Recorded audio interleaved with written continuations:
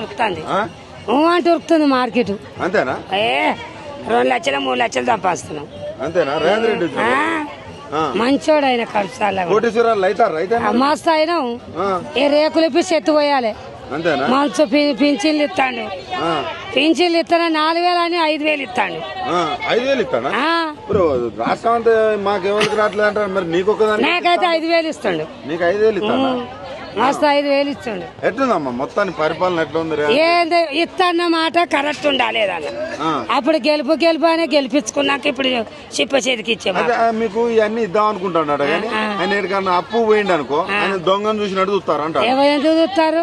ఆ మాటలు బట్టి చూస్తారు. ఆయన మాటలు అట్లున్నాయి. మరి మాటలు బట్టి ఆయన దొంగ చేస్తారు. మరి అంతే చెప్పులు ఎత్తుకపోయినట్టు చూసినట్టే చూస్తారు అంట. ఎందుకు చూస్తాడు ఆయన? సరిగా మాట్లాడినాక తులంబంగారం వచ్చిందా? ఎవరు ఇచ్చారు?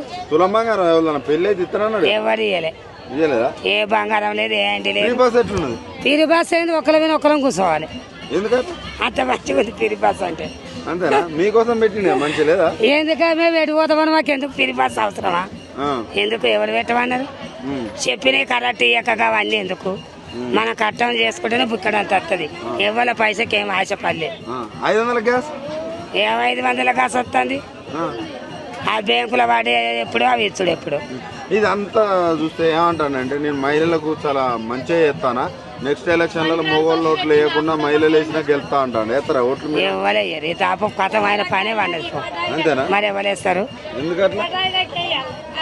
ఇప్పుడు గెలిచిన